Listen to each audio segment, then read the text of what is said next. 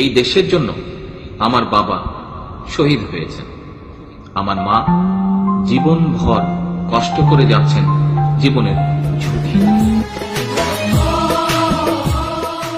আমার এই দেশের অসহায় ও অধিকারবিহীন জনগণকে ছেড়ে আমি কোথাও যাব না। মরতে হলে এদেশের পবিত্র মাটিতেই মরব।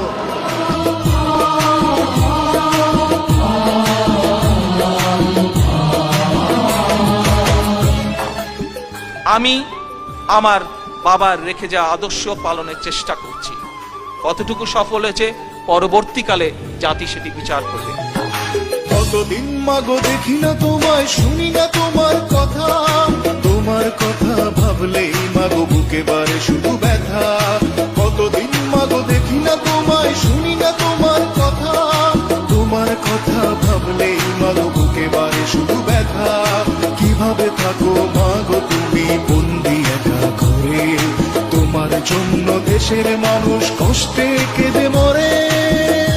আমি আমার মা দেশনেত্রী খালেদা জিয়া যেই আদর্শকে সামনে রেখে মানুষের জন্য সংগ্রাম করেছেন, সেটিকে সামনে রেখে রাজনীতি করার চেষ্টা করছি। মাগো তোমার কাছে দেশটাই বড়, তুমি মহান নারী, দেশের জন্য করেছো উৎসর্গ, স্বামী সন্তান বাড়ি। ওই সময়ে বিএনপির সংগ্রামী নেতা কর্মীদের এমনকি তাদের পরিবারের সদস্যদের অহেতুক গ্রেফতার করে তাদের ওপর নৃশংস অত্যাচার চালানো হয়। রিমান্ডের নামে নেতা কর্মীদের ওপর চালানো হয় নিষ্ঠুর নির্যাতন, ভয় হুমকি দেখানো হয় তাদের স্ত্রী পুত্র কন্যাদের। আমার ছেলেদের জিম্মি করে আমাকে জোর করে কয়েকবার বিদেশে পাঠানোর চেষ্টা করেছিল।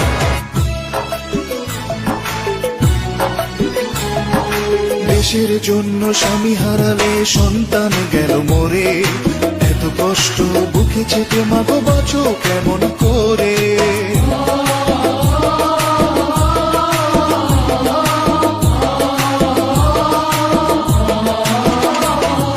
তোমার জন্য মন কাঁদে মাগো বুকেতে হাহাকার, বুঝবে সেজন আমার ব্যথা মা কাছে নেই যার।